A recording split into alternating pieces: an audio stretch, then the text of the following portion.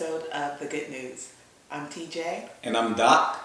And we are delighted that you have joined us once again for an episode of The Good News.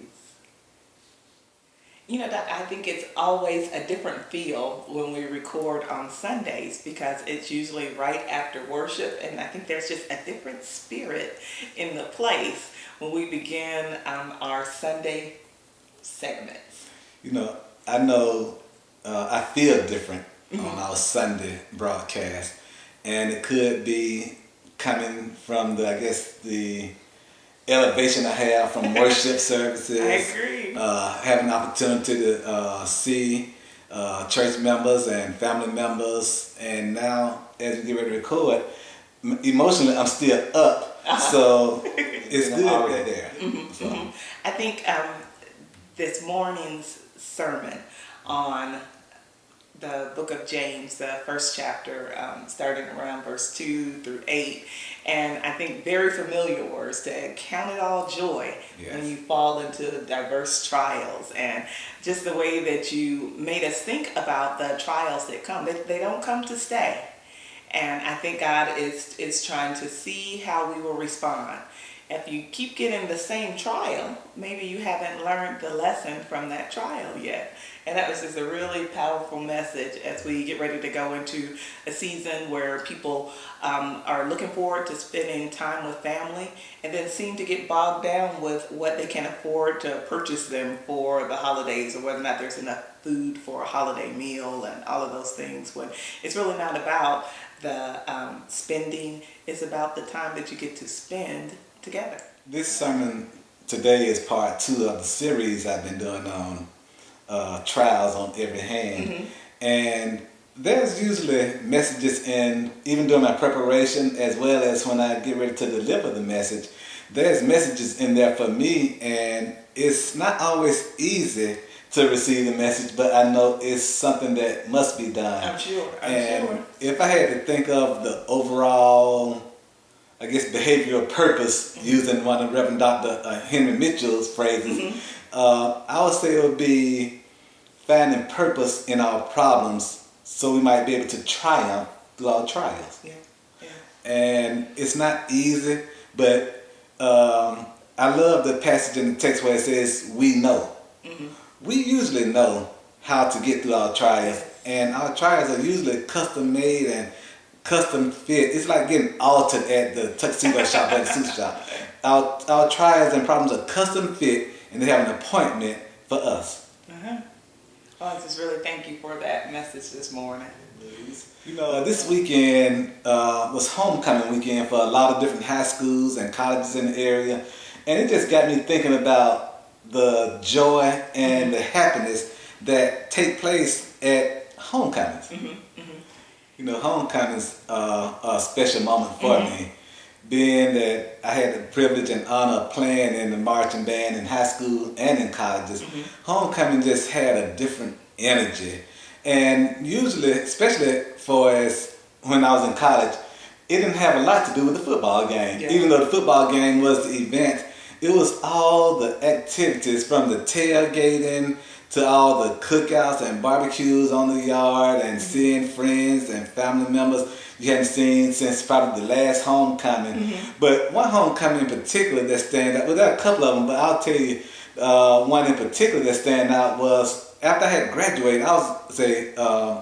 We had an alumni band to do a halftime show at one of Morrisville homecoming, and DJ was there with me. DJ was probably about 3 years old or 4 years old. And we all did the halftime show. We did like maybe a couple songs at the end of the halftime show. And I realized then that was probably my last time ever performing at that level with an organization like a marching band like that. I was so tired after that halftime show. I was sore at work the following week. And I said, from now on, I will live halftime shows vicariously through those who are still able to perform at that level. I think my first experience was through our youngest kids, with our son playing football at the varsity level and our daughter being in the marching band and Yes. in the flag corps. And so it was really interesting seeing the preparation that goes into it. I've always been one of those that just get to show up and enjoy the show. And so it's definitely a different perspective when you see how hard they work, how committed the alumni that come back and participate and learn routines and things that they haven't done for a long time, and that they just really enjoyed, and you can see that it's something that they really want to do and want to participate in. I remember back in high school, we have homecomings.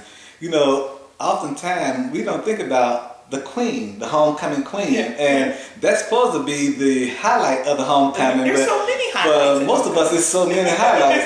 But I remember a high school homecoming that was just really, that stuck with me. One year, there was this high school, Booker T. Washington High School, the high school that Michael and say all kids A went to. historically black high school. But I remember the very first time they homecoming queen entered the halftime show by way of a helicopter. And you know, that's exciting for a high school, inner city high school kids, Yeah. to have the homecoming queen come down at midfield on the 50-yard line Awesome. by way of a helicopter. And you know, some people really go all out for homecoming, and the grander they are, the more memorable they are for a lot of us. And you know, homecoming just brings a certain level of energy and excitement.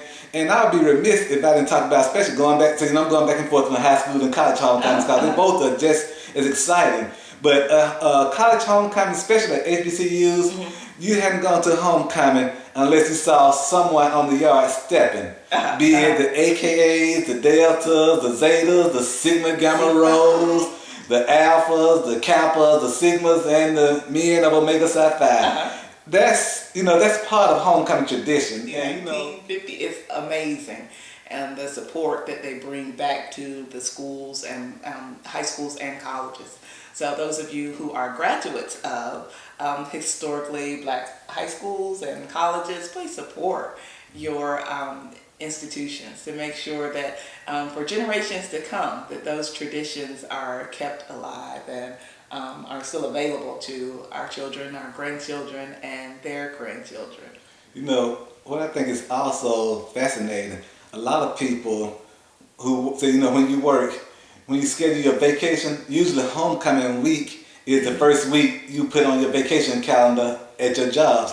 I know for me, that was one that I always made sure I had to have the week off of homecoming, because you know you don't want nothing to interfere with the opportunity of not being able to see your family and friends and reconnect some relationships during homecoming, and that's only as homecoming can do for you. Yeah, yeah. So, you know, for years, I knew that I had to find out what weekend in October, November was homecoming. Yeah. So I knew I had that time off for my job.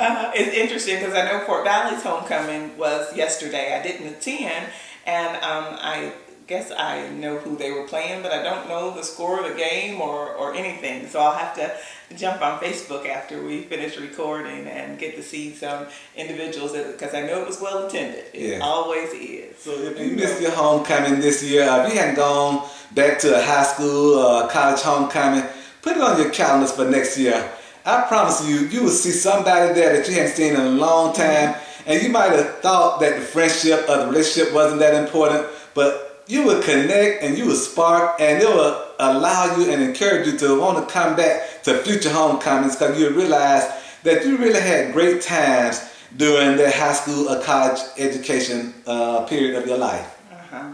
You know, I think that's a great segue. You're just really good at leading into my segment. So I have thought and prayed about a topic for this segment, and I think I thought about minute of motivation. I like that. Minute of motivation. Uh-huh. We would call, so that would be MOM as an acronym. Then, Uh-huh. right? Okay. I thought about encouraging words. I don't have an acronym for that, but I like it. But I settled on spirit. Spirit. That's an acronym in itself if you use it and work it right. So what does spirit mean? You know, I thought about, and I'm glad you were talking about homecomings and football games, because I thought about the spirit teams, the football, the cheerleaders that celebrate, and that you get in the spirit Yeah. as you're getting ready to go off to what you hope will be a victory. It's how you get to that preparation time. It's spirit. You have the pep rallies, and they say, we've got spirit, how about you? Yeah. And so that's how I came to the name of the segment. But I like spirit though. Yeah. And at homecoming, people walk in the spirit and they are moved by the spirit. And so I'm using spirit as a play on words right now. But being in an HBCU band, the band is probably one of the largest group of cheerleaders at a homecoming football game or at HBCU. You learn cheers and you learn things. And at college sports, it's amazing how so uniformity cheers are actually done, from the hand movements to everybody standing up, chanting at the same time, or doing a certain movement at the same time. It is amazing to watch it. I agree. So the topic of our spirit segment today is living on your level. Living on your level. Living on your level. So from this morning's sermon, you talked a lot about individuals' trials, and that those trials are individual. Yes. There's nothing that someone else can go through that you can go through the kind of the same way. Yeah. So I wanted to talk about being on your own level, reaching your own potential, and not necessarily comparing yourself to someone else. Even if you have the same education, same upbringing, everything being equal, that your experience is still your experience, and where you get to is where God would have you to be. I think in this season, there is a lot of situations that have been placed in individuals' lives with the economy beginning back from 2008, and a lot of people that are still trying to recover from that situation. And so it doesn't matter your education level or any of those great equalizers that we know are normally the case. Live at your level, where God would have you to be, and don't compare to someone else. You'll get living at your level. Living at your level. I like that. I do too. And there used to be a song that it was, I can't remember if it was the franchise, well, Get On My Level. I remember Get on my level. You could never ever. And that's so true. You can't get on someone else's level, but you can reach your highest potential. So, as you view this video, as you think back on homecoming experiences you've had and how to live on your own level, this is what we want you to do. When you give us your comments after you subscribe, or when you subscribe, or you want to share with someone, let us know what school you went to. You all already know that TJ went to Fort Valley State. I went to Morris Brown College. She went to Theriot High School. I went to Carver High School here in Atlanta. So rep your high school, rep your college, and let us know. Give us a little taste of what homecoming was like for you. I agree. That's a great idea, Doc. So we'd love to hear more of your good news. I think when we sat down and developed and designed Good News, we created it to have the interaction with each and every one of you, so that others can be encouraged, we can be encouraged, and you can be encouraged by hearing the good news from both us and everyone else that's watching the good news. So until the next time, Good day and good night.